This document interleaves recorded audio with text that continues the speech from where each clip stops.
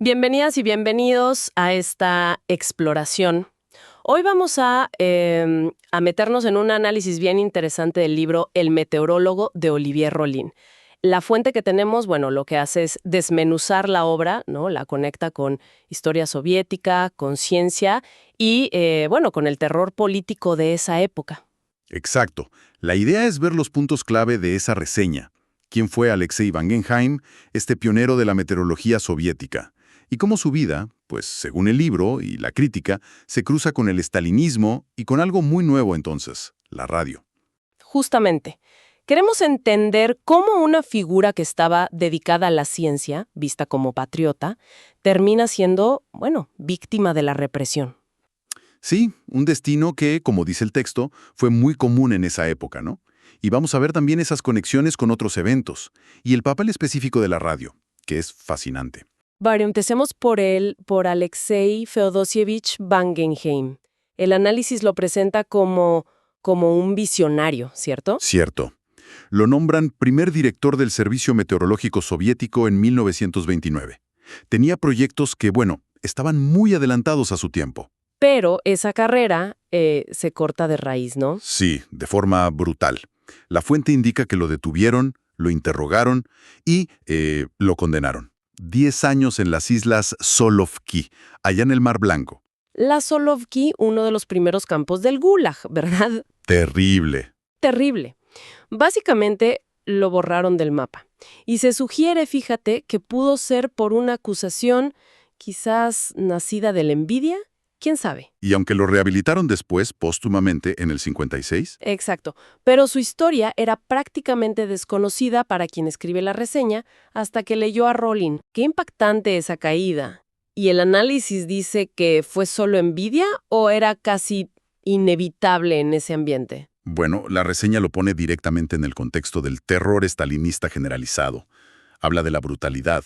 Menciona esa frase terrible, un tiro en la nuca. Uf. Y dice que ese terror llegó lejos, ¿eh?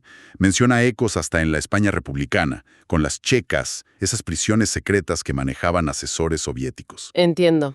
Y también recoge una reflexión del autor del libro, de Rollin, sobre cómo algunos intelectuales europeos tenían como una fascinación o una ceguera, ¿no?, ante estos regímenes. Es complejo. Y aquí la historia toma un giro interesante, que la reseña destaca mucho. La radio. Ahí está. La radio, su importancia en la época y en la vida de Van Genheim es crucial según este análisis. Se menciona, por ejemplo, el primer boletín meteorológico por radio, en onda larga, en 1930. Y estaba pensado, ojo, para la construcción del socialismo. Claro, sobre todo para la agricultura, ¿no? La planificación. Exacto. Y la radio aparece todo el tiempo en la reseña.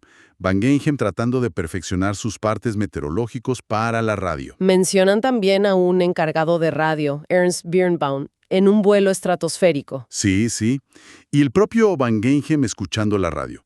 Entrevistas como la de Schmidt, El héroe del Ártico, o transmisiones desde la Plaza Roja. Hasta las campanadas del Kremlin, dice. La radio como banda sonora de la época casi. Totalmente. Y hay un detalle que pone los pelos de punta, la verdad. Se cuenta que un aparato de radio, una radiola, se usó como recompensa para un verdugo. No puede ser, qué fuerte. Sí, para que veas cómo la radio estaba metida en todo, hasta en lo más oscuro del poder. Y bueno, quien reseña el libro aprovecha también para meter sus propias notas, ¿eh? Cositas sobre la historia de la radio, la pelea Popov versus Marconi. Ah, mira. Y señala algunas cosas que le parecieron. Licencias o imprecisiones en el libro o en la traducción. No sé, la forma de escribir Jarbín, el género del periódico Pravda. Cuestiones de detalle, pero que muestran una lectura atenta. Sí, o dudas sobre si ya se hacían televisores TKI en esa época, o si podía haber café en los campos de trabajo. Detalles sí, pero que suman. Es interesante cómo el análisis se fija en todo eso, ¿no?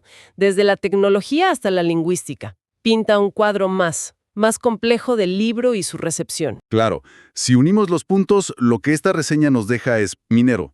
La historia trágica de Van Genheim, como símbolo, ¿no? El talento aplastado por la política. Sí, esa vulnerabilidad de la ciencia frente al poder absoluto. Exacto. Luego la omnipresencia de la radio, como herramienta del Estado, para la ciencia, pero también como conexión personal, ¿no? En la URSS de entonces. Y la reflexión sobre la brutalidad, lo arbitrario que era el terror stalinista, y la memoria histórica. Sin duda. Y además esa perspectiva del reseñista sobre la fidelidad histórica, lingüística, le añade otra capa a la discusión. ¿Cómo contamos estas historias, no? Totalmente. Cómo las contamos y cómo las recibimos. La reflexión sobre, bueno, lo vulnerables que somos como individuos frente a las maquinarias del poder, de la historia.